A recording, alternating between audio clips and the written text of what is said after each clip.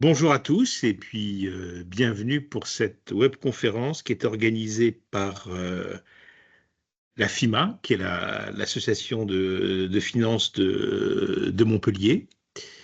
Nous avons avec nous ce soir deux intervenants. Donc Stéphane Binarou, qui est Head of Digital Assets de BNP Asset Management, et François Duhang, qui est CTO du groupe Atlante, qui est un groupe de gestion d'actifs et d'actifs immobiliers. Alors, avant de leur laisser... Alors, le sujet de ce soir, hein, comme vous le voyez très clairement à l'écran, c'est l'IA et blockchain. L'IA et blockchain dans, évidemment, les métiers de la gestion d'actifs.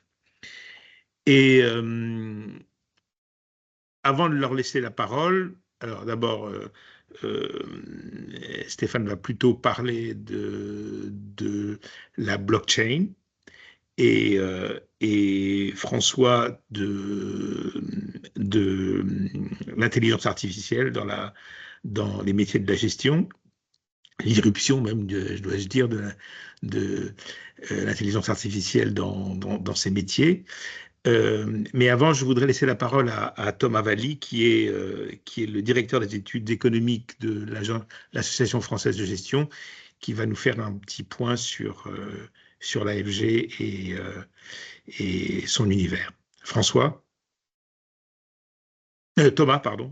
Merci Aldo. Bonjour à tous. Je vais être très court puisque évidemment je vais laisser la parole surtout à Stéphane et François. Non, je voudrais juste faire un peu de promotion. D'abord, merci à Nextwise et merci à FIMA pour cette initiative de faire connaître les métiers dans les sociétés de gestion d'actifs. On avait eu un précédent webinaire avec des gérants de côté et de non côté. Donc deux classes d'actifs distinctes au sein des sociétés de gestion, un peu plus de 700 sociétés de gestion en France.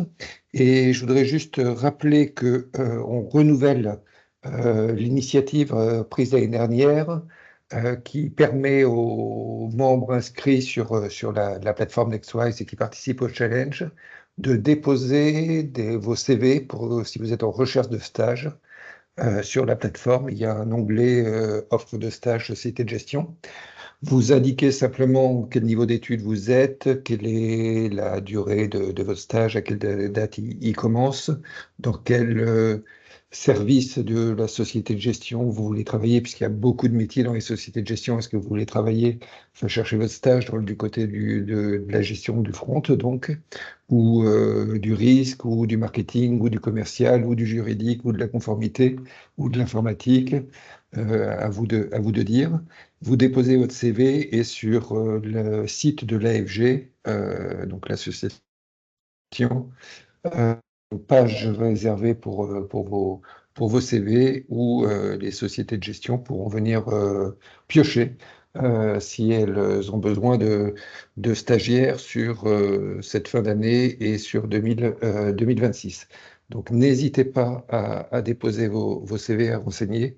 On renouvelle de nouveau cette initiative cette année. Si ça peut vous aider, tant mieux à vous.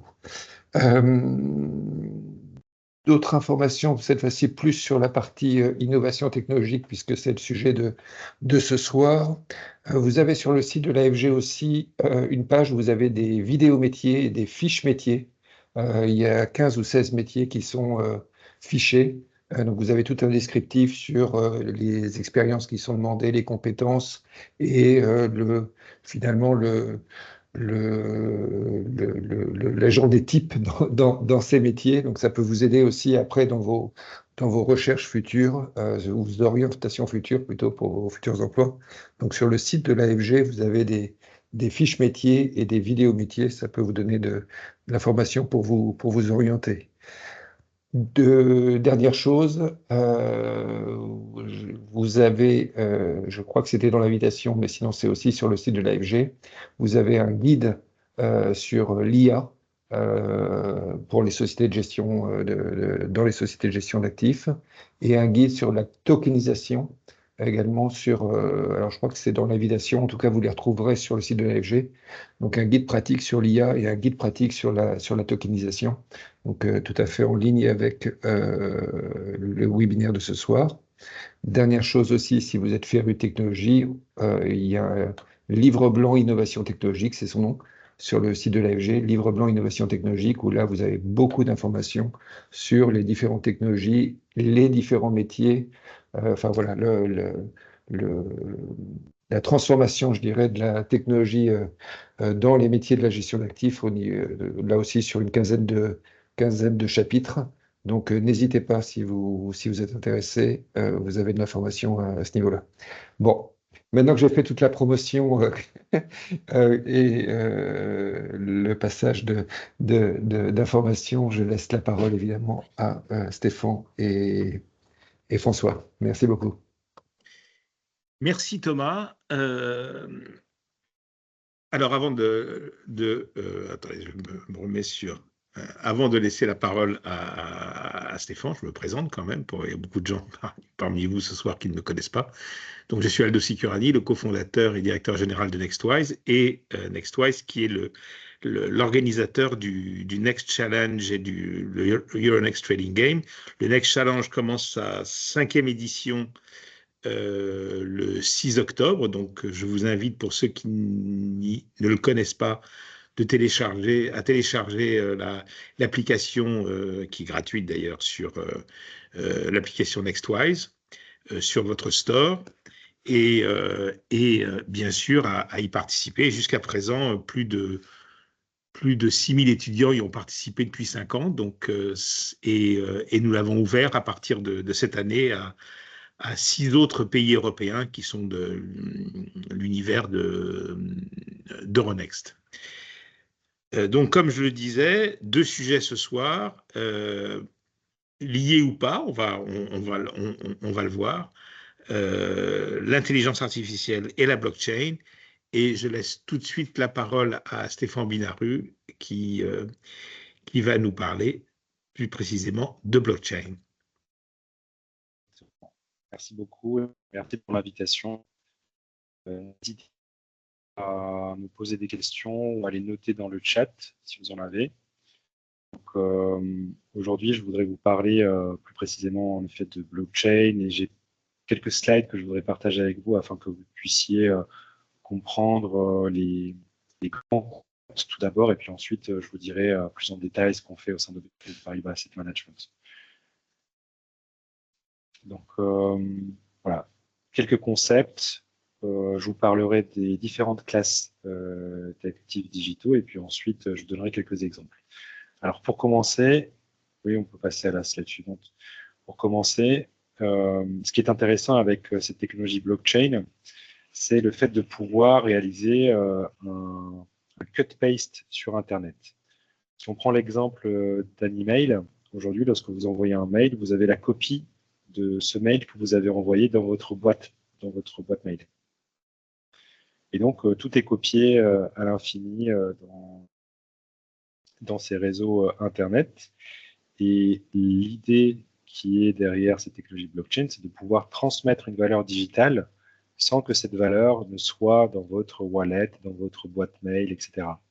Donc l'idée, c'est d'envoyer un courrier numérique, en quelque sorte.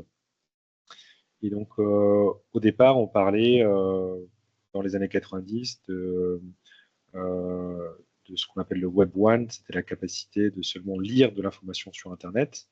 Dans les années 2000, on a vu apparaître les réseaux sociaux et la possibilité de rédiger du contenu aussi en ligne, avec Facebook, avec LinkedIn et d'autres réseaux sociaux. C'est ce qu'on appelle le Web 2. Et aujourd'hui, avec cette technologie blockchain, on parle du Web 3. C'est la capacité de lire de l'information, d'écrire du contenu en ligne, mais aussi de détenir de la donnée. C'est ça qui était très intéressant. Et c'est notamment ce qui intéresse les services financiers et puis d'autres industries. Moi, je vous parlerai plutôt des services financiers. Ouais, voilà. Donc, dans cette slide, je voulais vous montrer la manière dont ça fonctionne concrètement. Donc, il faut d'abord avoir un wallet. peut avoir différents types de wallets. On a des wallets digitaux comme celui-ci qui s'appelle MetaMask. On a des wallets qu'on appelle des cold wallets. Donc, c'est en quelque sorte des clés USB qui vont pouvoir nous permettre d'interagir sur la blockchain. Et pour interagir, il faut deux éléments. On a deux éléments qui composent ce wallet. C'est notamment ce qu'on appelle les clés publiques. C'est un peu comme votre IBAN. Et la clé privée, qui est comme le code d'accès ou le mot de passe pour accéder à votre compte. Une fois qu'on a défini, créé un wallet, on peut interagir sur ces réseaux blockchain, notamment en slide 8, vous pourrez le voir. Donc, lorsqu'on transmet une valeur digitale, un actif digitalisé, que ce soit de la crypto ou des titres financiers tokenisés, dont je vous parlerai par la suite, cette information est écrite sur un bloc, et ce bloc est composé d'une empreinte cryptographique qui permet de s'assurer que toutes les informations qui sont inscrites sur ce bloc sont infalsifiables. Et ce bloc va être lié au bloc suivant. Donc une fois qu'une transaction est réalisée, la transaction est écrite sur le bloc est validé par différentes manières. Il y a ce qu'on appelle le proof of work, on utilise la puissance de son ordinateur.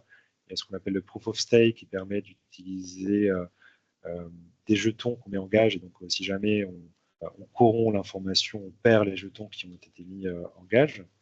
Et donc une fois le bloc validé, il est ajouté au bloc suivant et ainsi de suite. Et toute cette chaîne est composée, comme je l'ai dit, d'empreintes cryptographiques qui permettent de nous assurer que toutes les informations qui sont écrites sont validées et justes. Toute information, que ce soit une virgule ou un espace est modifié dans cette chaîne, on pourra le voir lorsqu'on utilisera par exemple des Blockchain Explorer ou d'autres outils. On pourra identifier si un élément a été modifié sur cette chaîne. Ce qui est intéressant aussi, c'est que pour lutter contre le fait que tout est copié sur Internet, l'idée intéressante, c'est que cette transaction va être copiée dans des milliers de registres blockchain. Concrètement, si vous voulez valider des transactions sur le réseau Bitcoin ou sur le réseau Ethereum, il faut que vous ayez une copie de cette chaîne. Une fois que vous avez la copie, vous pouvez donc valider les transactions, et une fois que vous avez validé la transaction, tous les autres détenteurs de ce registre vont se mettre d'accord avec nous, et donc on va avoir exactement la même information. Donc pour corrompre ce registre, il faut corrompre 50% des réseaux plus 1. Si on regarde par exemple le réseau Ethereum, il faut plus de 200 000 chaînes corrompues. Donc c'est assez compliqué à réaliser. Et donc, pour lutter contre le fait que sur Internet tout est copié, on va tout copier à l'infini presque, puisque ici vous avez par exemple 500 000 réseaux qui valident la blockchain Ethereum. Donc c'est presque insurmontable en termes de puissance de calcul à modifier. Donc, en slide suivante, je voulais revenir sur la blockchain dans l'industrie financière. Aujourd'hui, quand on regarde les différents systèmes au sein des banques traditionnelles, asset managers ou d'autres entités comme les sociétés qui vont conserver les titres, etc., ces sociétés traditionnelles ont énormément d'outils qui, à la fin, doivent réconcilier des informations entre elles. Je peux vous donner des exemples si vous voulez que ce soit plus parlant. Et donc, l'intérêt de cette technologie blockchain, c'est d'avoir un seul registre qui détient l'information capitale. Et en détenant un seul registre, on se passe de ces réconciliations multiples, on peut réaliser des transactions plus rapides, on peut automatiser certaines tâches, on peut aussi avoir accès à plus d'informations. Je pourrais aussi vous montrer mon écran si vous avez des questions. C'est l'intérêt principal de cette technologie dans les services financiers. Et si on passe à la slide suivante, je voulais vous montrer les différentes typologies d'actifs numériques. Donc on a bien sûr, je pense que vous le savez, les crypto-actifs comme Bitcoin et bien d'autres. On a ce qu'on appelle aussi les utility tokens comme Ethereum. Ethereum va nous permettre d'utiliser des jetons pour justement encapsuler des données financières. C'est ce qu'on appelle les security tokens. Ethereum va nous permettre aussi d'avoir accès à certains services sur la blockchain. Ça, c'est assez intéressant. Et donc, on utilise des jetons pour créer d'autres produits ou d'autres services. C'est la raison pour laquelle on appelle ces jetons des utility tokens. On a ensuite ce qu'on appelle les stablecoins. Vous en avez peut-être entendu parler. C'est notamment Tether ou Circle qui sont des émetteurs de stablecoins qui vont permettre d'avoir du cash tokenisé, du cash accessible sur la blockchain, pour simplifier. On va rentrer plus dans le détail si certains ont des questions. Comme je le disais, et c'est l'élément qui nous intéresse, on peut aussi réaliser ce qu'on appelle de la tokenisation. Au lieu d'avoir un titre, ce format traditionnel, on va encapsuler l'obligation, l'action ou la part de fonds dans un jeton numérique qui va circuler sur une blockchain. Et peut-être pour faire un petit step back, au départ, si on prend l'exemple des obligations, les obligations étaient sous format papier. Et aujourd'hui, ces obligations, ces titres financiers sont principalement constitués par des outils et on a, par exemple, sur les obligations, des term sheets, donc c'est le prospectus financier du titre avec les différentes caractéristiques. Ce document est un document PDF. Donc, globalement, aujourd'hui, les titres financiers, ce sont des documents PDF et des informations dans différents outils. L'idée derrière cette blockchain, c'est d'encapsuler ces titres financiers dans un jeton numérique, n'avoir qu'une seule base de données et faire en sorte que ce jeton circule d'un wallet à un autre wallet. Du wallet de l'investisseur vers le wallet, enfin du wallet de l'émetteur vers le wallet de l'investisseur. Ou du wallet de l'investisseur vers un autre investisseur sur le marché secondaire si ce marché secondaire vient à se créer. Là, ensuite, ce qu'on appelle les monnaies digitales de banque centrale, on avait peut-être entendu parler aussi. L'idée ici, c'est d'avoir du cash accessible sur la blockchain. Et cette fois, il ne s'agit pas d'un cash émis par l'entité privée, comme pour les stablecoins, mais émis par des banques centrales. Justement, la Banque centrale européenne travaille sur ces sujets et on a pu faire quelques expérimentations. Je pourrais vous en parler juste après. Il y a quelques temps, on avait aussi émergé les non-fungible tokens. Pour simplifier, il s'agit d'images encapsulées dans des jetons. On voit aussi des use cases assez intéressants autour ticketing. Donc, on achète un NFT qui nous donne accès à certains services ou à une communauté ou à certains spectacles, par exemple. Donc, on en parle moins, mais ça existe toujours. En slide 12, en slide 12 ou 13, voilà, je voulais vous parler de la partie security token. Donc, on a différentes manières de tokeniser ou de digitaliser un titre financier. La tokenisation, pour simplifier, c'est une nouvelle manière de digitaliser des titres financiers. Si vous vous rappelez de ce que j'ai dit précédemment, au départ, on avait des titres financiers qui étaient sous format papier. Et aujourd'hui, avec cette tokenisation et cette technologie, on va pouvoir réaliser une digitalisation 2.0. Parce qu'aujourd'hui, les titres que nous avons sont des titres dématérialisés, digitalisés. Et cette tokenisation va nous permettre de réaliser digitalisation 2.0. Pour simplifier, c'est l'idée que vous pouvez retenir. Et si on va un peu plus dans le détail, il y a différentes manières de tokeniser et digitaliser les titres financiers. Alors ici, je me place dans le cadre d'une société de gestion. Donc la première manière de tokeniser les titres financiers, c'est de prendre des titres existants et de les encapsuler dans des jetons numériques qu'on va faire circuler sur cette blockchain. Mais la golden source, ce qui fait foi, reste l'outil traditionnel Et donc, ce qu'on va créer, c'est ce qu'on appelle un digital twin. C'est une représentation numérique d'un titre qui existe dans les registres et dans les bases traditionnelles. Si on se place sur toujours avec cette vision asset manager, donc vous savez, on a la partie actif et la partie passif. Dans cette partie passif, on émet des parts de fonds et on a la possibilité de créer de nouvelles parts, de nouvelles share classes. Donc, ce qu'on peut faire, c'est d'émettre des parts 100% digitalisées dans un fonds existant. C'est ce que j'ai appelé ici la tokenisation 2.0. On a une coexistence entre des outils traditionnels et ces outils blockchain. La troisième manière de faire, c'est d'émettre toutes les parts de manière digitalisée ou tokenisée. C'est toujours la slide 13. C'était le point numéro 3, la tokenisation 3.0. Donc la slide 13, si vous voulez bien. Là. Ensuite, si on veut aller un peu plus loin, ce dont on a besoin, c'est d'avoir aussi du cash accessible sur la blockchain. Et ce cash peut être un stablecoin, ce qu'on appelle deposit token, donc c'est du cash traditionnel accessible auprès d'une banque traditionnelle, mais sous format tokenisé, ou encore une monnaie digitale de banque centrale.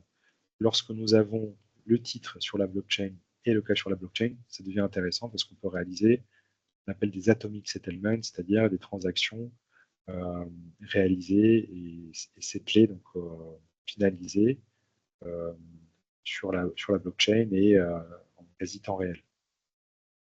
Ensuite, si on va plus loin, dans un monde un peu plus lointain, on pourrait imaginer avoir des parts de fonds tokenisées, du cash tokenisé, mais aussi tous les actifs disponibles sur la blockchain. On peut imaginer avoir tous les types de titres sur la blockchain, comme par exemple les actions, les obligations, les parts de fonds, des titres cotés, des titres non cotés. Petit à petit, on y arrive, mais on est encore loin. Ensuite, en slide 14, je voulais vous présenter ce que nous avons fait ces dernières années au sein de BNP Paribas Asset Management. La première transaction a été réalisée en 2022. On a travaillé avec une banque d'affaires qui était BNP Paribas CIB, qui développe une plateforme de tokenisation qui s'appelle Asset Foundry. Et on a tokenisé un titre sur une blockchain publique. Alors, l'intérêt ici, et si ça vous intéresse, je pourrais vous montrer mon écran, c'est que cette information concernant l'obligation et ses différentes caractéristiques est inscrite sur un registre qui est public. Et donc, si je vous transmets l'adresse du site web, vous pourrez trouver toutes les informations concernant ce titre financier. En plus, on a ajouté des données USG qui nous ont permis d'identifier que cette obligation permettait de financer un panneau solaire dans le sud de la France avec les coordonnées GPS du panneau solaire. En termes de transparence, c'était quelque chose de nouveau. On avait gagné d'ailleurs pas mal de prix liés à l'innovation à ce moment-là. En 2023, on avait aussi testé une autre plateforme de tokenisation d'un autre département de BNP Paribas qui s'appelle Global Markets, qui utilise une blockchain privée. Et ensuite, en 2024, on avait pu réaliser plusieurs transactions avec notamment des solutions de cash digitalisé offertes par des banques centrales européennes. Ici, il s'agissait d'acheter des titres, comme notamment des obligations tokenisées, mais en réalisant le règlement livraison avec une monnaie digitale de banque centrale. Plus particulièrement, il s'agissait de cash tokenisé ou d'electronic cash token. Voilà, donc pour simplifier, on avait le titre sur la blockchain, le cash sur la blockchain, ce qui nous a permis de réaliser des transactions en T0, alors qu'aujourd'hui, le marché est plutôt à T+1. C'est-à-dire que lorsque vous achetez une part de fonds ou un titre, la transaction est dénouée finalement en T+1 ou en T+2. Et Thomas, n'hésite pas à me corriger si jamais je dis des bêtises. Par ailleurs, en 2025, on a commencé à travailler sur la tokenisation de nos parts de fonds. Donc, on a émis des parts de fonds dans ces registres blockchain.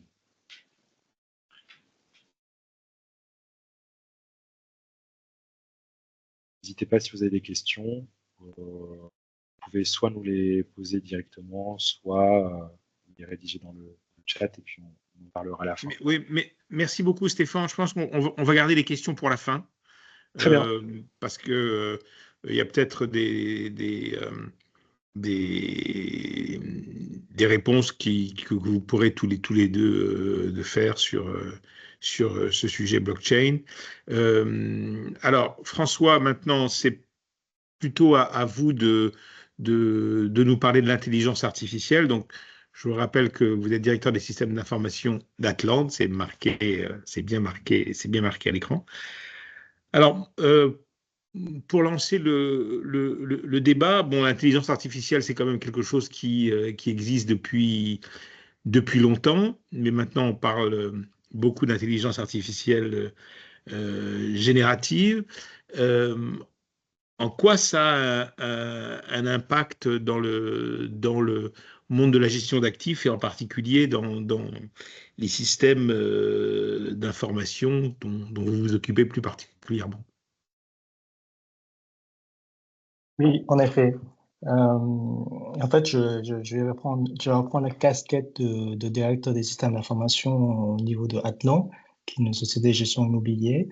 Et en fait, dans ce cadre-là, en fait, l'objectif en fait, d'une direction des systèmes d'information, c'est d'apporter la data, la technologie au service en fait, de la performance et de la transparence au niveau de l'activité. Et c'est dans ce contexte qu'on réfléchit et au rôle de l'IA, de l'intelligence artificielle des systèmes d'information de la gestion d'actifs. Ce qui est important, c'est que regardez comment on peut transformer ces innovations en levier de compétitivité, de confiance et aussi de respecter les contraintes réglementaires en fait, dans le contexte, parce qu'une société de gestion est une activité régulée par AMF. C'est exactement dans ce contexte-là que on a noté que depuis 2 ans, 3 ans, l'IA générative n'est plus un sujet de curiosité, mais ça devient des enjeux stratégiques en fait pour les métiers de gestion d'actifs. On ne peut plus ne pas prendre en compte de cette évolution-là et on a une explosion des technologies autour d'IA, notamment tout ce qui tourne autour de la robotisation RPA, tout ce qui tourne autour de machine learning, de deep learning et de IA générative.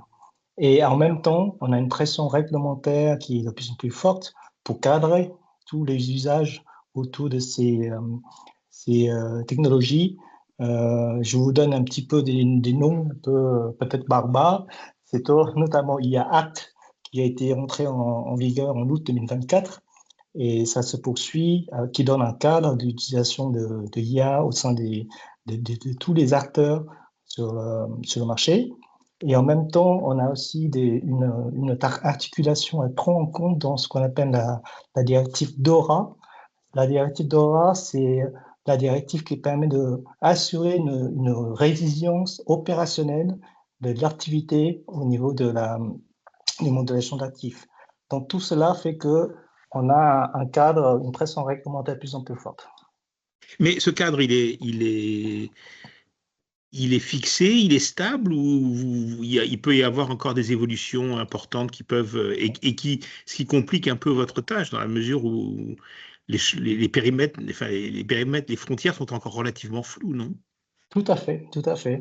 C'est un cadre que la Commission européenne a défini et ça a été transposé en France par le régulateur.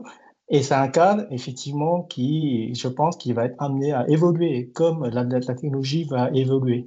Donc, c'est ça qui est important, c'est que la société de gestion, la gestion de l'actif en général doit s'adapter et doit faire évoluer son arsenal technologique et par rapport à ça. C'est ça aussi que le rôle des systèmes d'information est très important, c'est d'être capable d'évoluer en même temps que la réglementation, d'apporter des réponses à ces besoins réglementaires. Alors, là, vous avez en face de vous des étudiants, donc et qui ont, je suppose, qui sont qui étudient dans différents domaines qui sont pas forcément tous des gérants, mais et vous pouvez illustrer quelques cas d'usage de l'impact de l'IA dans leur futur métier? Oui, bien sûr. Alors, dans la gestion d'actifs, je ne vais pas détailler l'ensemble des activités de la gestion d'actifs, mais je vais essayer de donner quelques exemples d'usage pratico-pratiques. On va peut-être parler de plusieurs thématiques. La première thématique qu'on peut imaginer, c'est tout ce qui tourne, ce qu'on appelle efficacité opérationnelle. C'est-à-dire, on utilise IA ou des outils de robotisation, d'automatisation pour automatiser des tâches répétitives. Les tâches répétitives, typiquement dans les sociétés de gestion qu'on peut avoir, c'est toute la partie reporting, c'est-à-dire les rapports, production des rapports pour les investisseurs, pour les clients, de façon régulière, à fréquence mensuelle, à fréquence semestrielle, annuelle. Ça, c'est des choses qui sont systématiques, à fréquence régulière.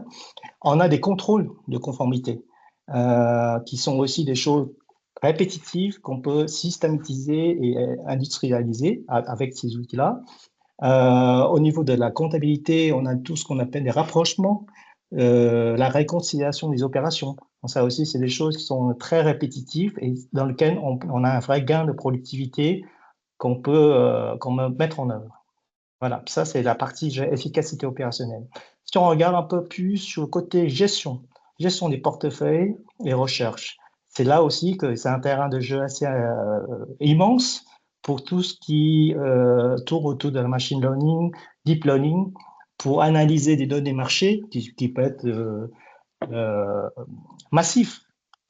Toute la partie, ce qu'on appelle aussi des données ESG, des analyses des données qui ne sont pas du tout structurées, c'est-à-dire on passe des données qui sont des données data structurées à des données non structurées, des images, de documents PDF, etc.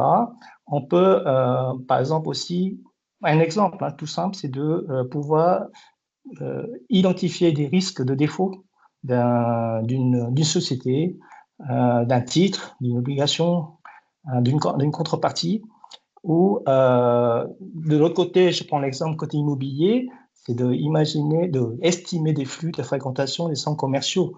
Donc, ça veut dire qu'on va être en mesure de valoriser, estimer la valeur d'un ou tel centre commercial dans son environnement. Ça, c'est des exemples qui finalement très pratiques au niveau de la gestion d'actifs. On a un autre exemple dans le domaine de la relation client et toute la partie distribution des fonds. Là aussi, on peut identifier de multitudes de cas d'usage. On pourrait utiliser tout ce qui tourne autour de l'IA générative et notamment tout ce qui est langage naturel pour analyser les rapports, analyser les actualités de marché et produire des synthèses intelligentes. Ça fait gagner un temps fou au niveau des analyses pour pouvoir capter l'information le plus rapidement possible. Ça, c'est quelque chose qui est très utilisé aujourd'hui. Et on peut aussi mettre en place des assistants virtuels, des chatbots avec un moteur IA génératif qui permet de répondre à partir d'une base de connaissances aux questions des investisseurs, aux questions des clients en direct. Souvent, bon, bien sûr, je pense que par rapport à ça, il y a beaucoup de réserves aussi, c'est de bien maîtriser. J'évoquerai plus tard sur la partie risque qu'on pourrait avoir en utilisant ces types d'outils. Et puis, la dernière thématique que je voulais aborder, c'est toute la partie, plus liée à la compétitivité et l'innovation. En IA, je pense qu'au sein des sociétés de gestion, c'est un facteur de différenciation. C'est les sociétés qui arrivent à maîtriser l'outil peuvent créer des valeurs ajoutées par rapport à son offre sur le marché. Ça, c'est quelque chose qui est très important. Ils peuvent fournir une meilleure réactivité, ils peuvent créer de nouvelles offres au niveau des produits, créer des reportings personnalisés et faire aussi des services, on dira augmentés par rapport aux investisseurs. Voilà, j'ai essayé de vous donner un petit peu quelques pistes en fait au niveau des usages. Vous pourrez consulter le livre blanc, je crois Thomas l'a publié dans le chat, C'est le livre blanc qui était le guide pratique de IA au niveau de la société de gestion d'actifs, publié par EFG. Et dedans, on a détaillé un peu plus les cas d'usage, on a donné un peu plus de détails. Alors, ce que vous dites, moi, m'inspire deux questions. D'abord sur l'ESG. L'IA, c'est pas très ESG, non? Enfin, surtout eux, ça demande d'énormément de. C'est très gourmand en énergie. Quant au S, peut-être que ça va permettre aux sociétés de gestion d'employer moins de personnes. Et sur le G, je ne sais pas. Et puis ensuite, bon, la production des rapports, tout ça, c'est très bien, mais ça va quand même demander à vos équipes d'être très formées parce qu'on parle beaucoup des hallucinations que l'IA peut avoir. Donc, il faut quand même être sûr de la fiabilité des outils et des algorithmes. Exactement, Ando, je pense que tu as mentionné les différents enjeux par rapport au risque et pour qu'on puisse qu'on puisse tourner vers une intelligence artificielle responsable et de confiance.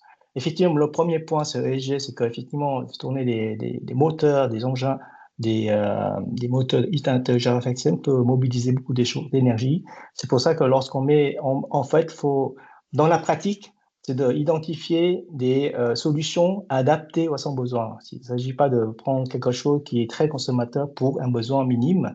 Regardez déjà si le besoin mérite qu'on fait appel à l'intelligence artificielle ou pas. Beaucoup de besoins n'a pas forcément on n'a pas besoin d'intelligence artificielle en tant que telle pour régler un problème. Ça, c'est quelque chose qu'il faut prendre en compte lorsqu'on dit on voudrait utiliser tel ou tel outil intelligence artificielle. Tu as mentionné aussi le risque au niveau des biais. Ça, c'est un des vrais risques, en fait. Et d'ailleurs, c'est des choses qui font partie de ce qu'on appelle la transparence, en fait, au niveau des régulateurs. On peut avoir des biais au niveau des algorithmes. On a des risques d'opacité des modèles. Parce qu'en fait, finalement, ça devient une boîte noire et il faut qu'on puisse expliquer comment on peut arriver au tel résultat ou telle analyse et des sources de données qui permettent à expliquer ça. On a des risques aussi de cybersécurité et des risques aussi de dépendance par rapport à tel fournisseur. On a des grands acteurs sur la place IA, mais qui ont presque un monopole en termes de performance, etc. Et ça crée une vraie dépendance. En général, vous travaillez avec un seul acteur, vous en choisissez un ou vous pouvez travailler avec plusieurs partenaires? On peut et on doit travailler avec plusieurs partenaires. Il y a aussi, encore une fois, on choisit au sein même d'un partenaire, on choisit des modèles qui sont adaptés aux besoins. Il ne faut pas prendre quelque chose qui est comment dire, une surutilisation d'un tel modèle. Encore une fois, c'est vraiment l'aspect de proportionnalité qu'il faut avoir dans l'utilisation des modèles. D'accord. Alors, ma dernière question, elle s'adresse avant de passer aux questions des étudiants, elle s'adresse à tous les deux et elle concerne les étudiants. Qu'est-ce que vous attendez d'eux quand vous engagez dans un processus de recrutement? Est-ce qu'ils doivent être déjà très sensibilisés à ces questions de blockchain, d'IA ou c'est surtout des têtes bien faites que vous voulez et vous allez vous-même les former? François. Qui veut répondre en premier? Oui, bien sûr. Je dis oui, il faut des têtes bien faites. Non, en fait, je pense que c'est plutôt une question d'attitude aussi. Je pense aujourd'hui, on a un monde très évolutif. On a besoin des personnes qui ont une capacité aussi de prendre du recul par rapport à ce parce qu'on fait, en fait. C'est ça le problème, c'est que demain, on aura de l'IA un peu partout, même un côté personnel, dans notre vie quotidienne, on sera baigné dedans. Et la jeunesse qui arrive, ils sont baignés, ils sont nés dedans. Et il faut à un moment pour être en mesure de prendre du recul par rapport à ce qui est présenté, affiché partout, pour être capable de reconnaître qu'est-ce qui est de vrai, ce qui est moins vrai, et qu'est-ce qui est produit par IA. Et ça va devenir très, très compliqué de plus en plus. Et je pense que c'est ça, cette capacité-là qui va être le plus important, je pense, dans le futur. Et aussi, là, je pense, du coup, moi, personnellement, j'aime beaucoup quand je fais des échanges avec des candidats, j'aime beaucoup ceux qui ont une personne qui sont curieux aussi, c'est de savoir apprendre et envie d'apprendre. Et ça aussi, c'est quelque chose que, en tout cas, moi, je cherche aussi au niveau des candidats, parce que c'est ça qui permet justement de faire progresser l'ensemble de notre activité. Stéphane? Oui, et par rapport à ce que disait François, à l'époque, lorsque je cherchais mon premier stage, mon premier apprentissage, c'était très difficile. Le plus difficile était d'avoir une première expérience professionnelle, sérieuse, qui puisse ensuite nous aider à trouver un CDI. Quand j'entends Thomas, j'ai l'impression qu'aujourd'hui, on a énormément d'outils quand même pour trouver un job, un premier stage, un premier apprentissage. Et, et par rapport à ce que disait François, je suis 100% d'accord. Je pense qu'il faudra que les nouvelles générations soient encore plus aguerries que nous sur ces sujets technologiques, puisque, comme le disait François, on baigne tous dedans et il faudra avoir un regard critique sur plus apporte l'IA. Donc on va attendre, je pense, une génération. Ah, Stéphane, on vous entend pratiquement Pas se plus. décourager pour autant. Allô, allô, allô? Vous Oui, m'entendez? voilà, vous avez été coupé. Vous avez dit à un moment, il faudra attendre, et puis là, on Pardon, vous entend.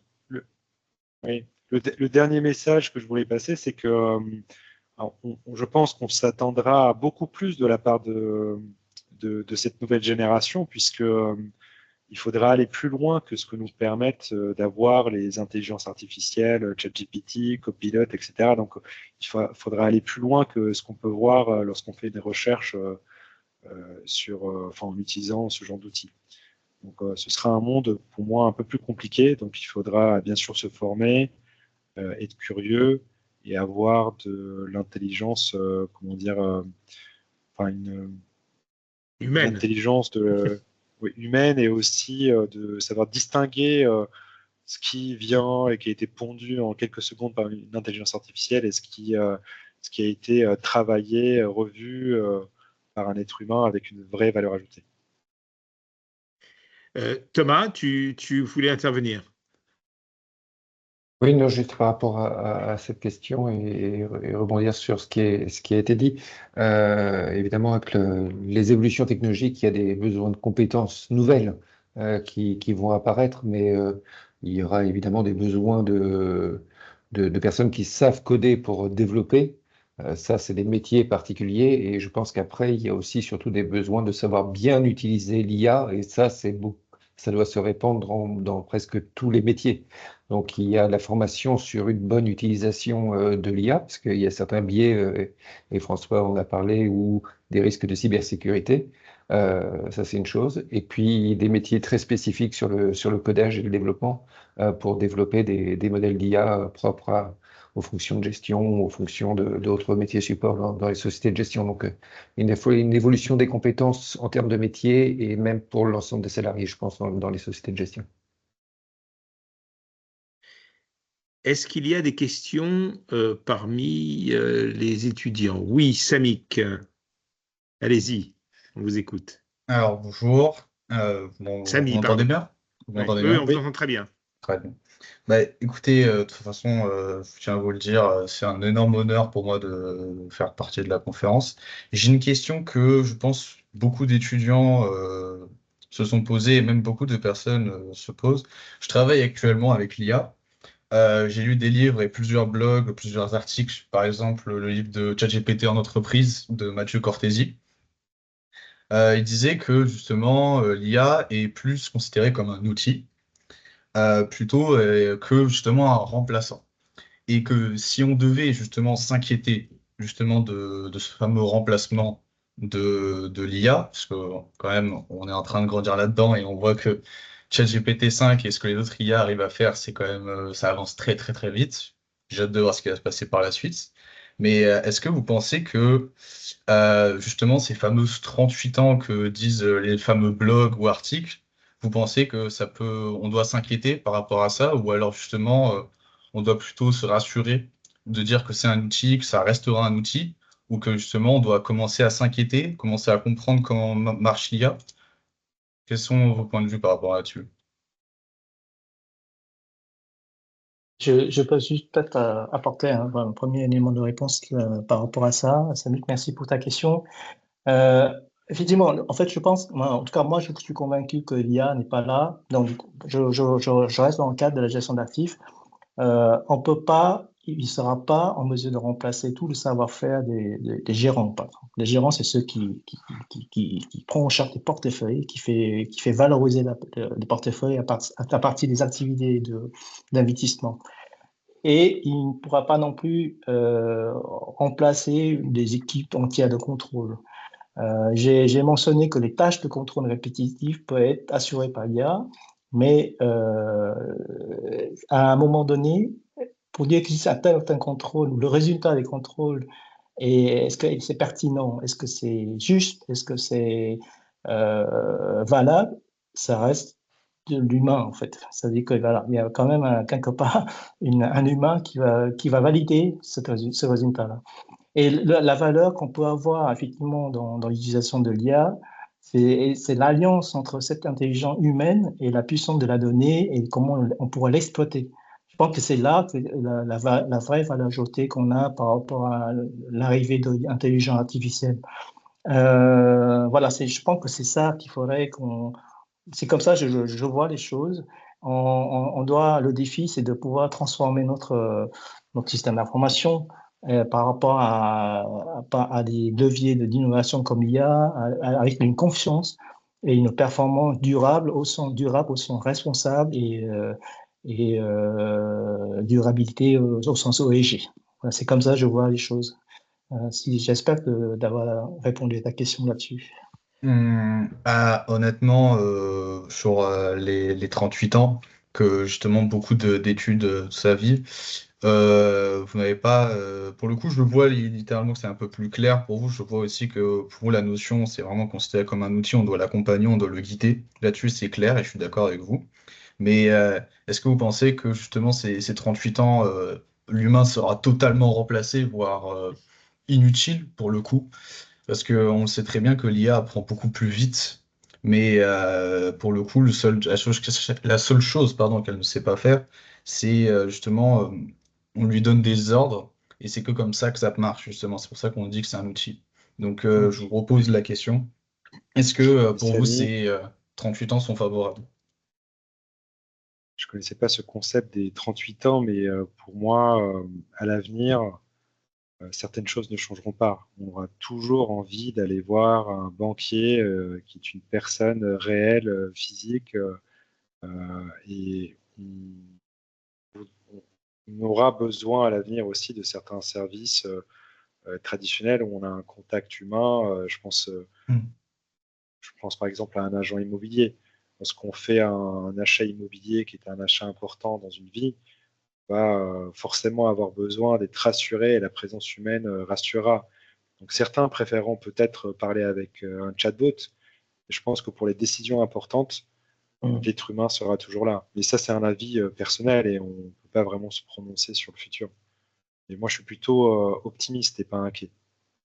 Très Thomas, bien. Très bien. Thomas, Thomas? tu veux donner une précision ou...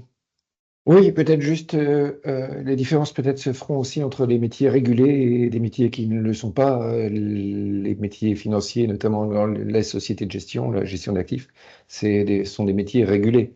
Donc il y a une responsabilité, in fine. Et l'utilisation de l'IA, comme le disait François, il faut aussi savoir expliquer les résultats. Et donc, c'est pas des machines qui tournent toutes seules sans contrôle ni vérification, explication et éventuellement sanction, puisque le régulateur est là aussi pour ça. Merci. Et sur le sujet réglementaire, Thomas, je pense que les régulateurs devront aussi être en mesure de comprendre certaines IA, certaines lignes de code, etc., auditer les smart contracts de la blockchain. Donc, on aura toujours besoin d'un être humain quelque part. Et les métiers vont évoluer, mais moi, je suis assez optimiste pour la suite. Il ne faut pas être inquiet. Je pense que si vous êtes curieux, comme disait François, et que vous vous intéressez à ces sujets, comme c'est le cas de ce que je comprends de nos échanges, vous trouverez forcément votre place quelque part. Il y a une question de Yolande. Oui, moi je pense notamment au développement de l'IAG, de l'intelligence artificielle générale, et je me demandais si vos entreprises avaient déjà pensé à, lors de son entrée sur le marché, ou bien lorsqu'il sera fini d'être développé, comment est-ce que les entreprises vont réagir face à l'IAG? Je Tu veux laisse cette commencer, question à Stéphane, ou... François. Oui, Je ouais, te ok. laisse la question. Ça marche. En fait, oui, dans certaines entreprises, ils utilisent déjà le IA génératif. En fait, je prends un exemple simple, ce que j'ai mentionné, c'est toute la partie chatbot en un usage au point de vue base de connaissances. Dans les sociétés de gestion, on a une masse importante de tout ce qui est documents juridiques, par exemple, c'est un exemple, dans lequel juridique et réglementaire, et dans lequel c'est des piles de dossiers qui sont dans ce qu'on appelle des outils de gestion documentaire, dans lequel l'IA générative peut être super utile pour pouvoir aller chercher des informations, pour reformuler, faire une synthèse de ces éléments-là. Et c'est là où c'est un exemple d'usage qui est déjà implémenté et qui est utilisé au niveau des sociétés, pas que forcément des sociétés de gestion, mais dans l'industrie en général ou dans les sociétés en général, dans les entreprises. Le point que j'ai mentionné tout à l'heure, c'est aussi un point d'attention, c'est notamment sur le chatbot des risques sur la partie hallucination, des risques que j'ai mentionnés sur la partie de biais, etc. Ça, par contre, du coup, ça va être aussi de pair avec l'utilisation de ces chatbots-là, notamment sur l'IA générative, parce qu'il faut, comment dire, garder sous contrôle. Une société de gestion ne peut pas se permettre, par exemple, de publier ou mettre à disposition un chatbot de façon ouverte pour ses clients, investisseurs, sur leur site, par exemple, sans être sûr que ça ne produit pas des résultats qui peuvent induire à des erreurs d'interprétation, des communications qui ne sont pas du tout conformes à la réglementation. Ça, c'est des choses qu'on fait très, très attention et c'est même très... c'est pour ça, souvent, ces outils de chatbot, souvent on le laisse en concert en interne pour valider, pour faire tourner en interne, mais on est très frileux pour l'instant à l'ouvrir au niveau grand public pour tous ces risques que j'ai mentionnés. Parce que du coup, comme Thomas dit, hein, on est sur un environnement régulé, on a une certaine obligation en termes de communication vis-à-vis de nos investisseurs, et donc c'est quelque chose qu'on ne peut pas se permettre de communiquer des informations qui ne sont pas conformes et qui sont inexactes vis-à-vis des investisseurs. Voilà, du coup, ça c'est un exemple, pour te donner un exemple sur un usage d'IA génératif et aussi des contraintes et des risques qu'on peut avoir lorsqu'on utilise dans cet usage-là. Alors, il y a eu quelques échanges dans la conversation. On ne va pas y revenir parce que c'était surtout avec Stéphane et puis il y a répondu. En revanche, le dernier de Khaled touche à l'utilisation des données confidentielles pour l'entraînement des modèles IA. Je pense que c'est une question importante. Et qu'est-ce que tu peux en dire, François? Oui, ça c'est un enjeu super important. Les données confidentielles et les données personnelles aussi, j'ajouterais. Parce que ça aussi, c'est des réglementations que nous, on applique. Souvent, lorsqu'on travaille dans un contexte d'utilisation des données, on crée comment dire, un environnement qui est complètement étanche par rapport à l'extérieur. pour les données, les données confidentielles de l'entreprise restent à l'intérieur de cet environnement-là et ne servent pas non plus pour entraînement des moteurs IA publics. Ça, c'est des choses qui sont, c'est des choses qui sont sous contrôle des systèmes d'information, de la direction des systèmes d'information et aussi, bien sûr, en lien avec des fournisseurs de solutions OpenIA, Mistral ou Microsoft lorsqu'ils ouvrent des environnements OpenIA sur Azure notamment. On a des paramétrages qui permettent justement de créer des environnements qui soient complètement fermés au sein de l'entreprise et que dans lesquels les collaborateurs puissent utiliser avec une garantie que ces informations-là ne sortent pas, n'alimentent pas des moteurs IA, des modèles IA à l'extérieur. Ça, effectivement, c'est quelque chose qu'on est très vigilant là-dessus. Et c'est quelque chose que on fait très attention lorsqu'on implémente des outils IA. Et je confirme ce que dit François, hein. C'est exactement ce qu'on fait au sein de BNP Paribas où l'environnement est, comme le disait François, 100% étanche. On s'assure que les données de BNP Paribas n'alimentent pas d'autres IA, que les informations privées ne sont pas accessibles d'une IA que tout le monde pourrait utiliser. Stéphane, il y a une question, en lisant les questions qu'on vous a posées sur la conversation et les réponses que vous avez faites, il y a une question qui me vient à l'esprit sur la blockchain. Finalement, qu'est-ce qui pourrait empêcher à terme les gens qui ont un token, qui ont un bien tokenisé, de se l'échanger directement sans passer par un intermédiaire? C'est une bonne question et on voit certains asset managers. Je peux vous donner l'exemple de Franklin Templeton, qui est un asset manager américain, qui a lancé un fonds monétaire tokenisé, notamment aux États-Unis et puis au Luxembourg.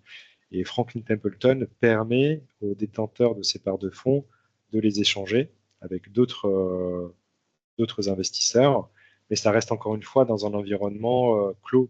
C'est-à-dire que cet asset manager va réaliser des KYC sur tous les investisseurs potentiels et on ne pourra échanger cette part de fonds qu'avec un autre investisseur qui est passé par ce processus de KYC.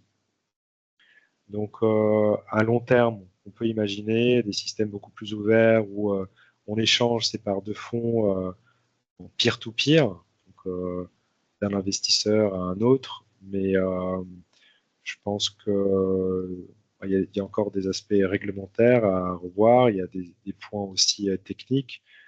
Est-ce qu'on est capable de passer d'une chaîne à une autre? Est-ce que on est à l'aise en tant que société de gestion avec le fait que des investisseurs s'échangent ces titres de France vers un pays sous sanctions américaines ou autres? Donc il y a toutes ces questions qui se posent. Donc pour l'instant, on ne peut pas le faire de manière libre, mais on y arrive dans des cadres assez restreints, bien maîtrisés, où on respecte les différentes réglementations et où tout est à peu près sous contrôle. Très bien, à moins qu'il y ait d'autres questions de la part de l'assistance, nous avons tenu notre heure et vous, messieurs, vous avez tenu votre contrat, vous nous avez bien expliqué de quoi il s'agissait, quels étaient les enjeux et les réponses. Je rappelle que dans la conversation de la réunion, Thomas nous a mis le livre blanc que vous pouvez consulter. Je vous invite à le télécharger et à le consulter. Il est extrêmement intéressant. J'ai commencé à m'y plonger parce que j'ai d'énormes lacunes sur le sujet. Donc voilà, en tout cas, s'il n'y a pas d'autres questions, je n'en vois pas, je ne vois pas de main levée. Donc merci beaucoup, merci Thomas, merci Stéphane, merci François, et puis et merci aussi aux étudiants de la FIMA qui ont permis ce ce webinaire possible. Et je ne sais pas s'il a été enregistré, je ne sais pas s'il pourrait être revu, mais je crois que oui. Donc voilà, pour tous ceux qui s'étaient inscrits et qui n'ont pas pu se connecter, eh bien, ils pourront le revoir en ayant l'assurance qu'il n'a pas duré plus d'1 heure. Donc voilà. Merci à tous et au revoir. Merci. Au revoir. Merci. Merci beaucoup, bonne soirée. Bonne soirée, au revoir. Bonne soirée.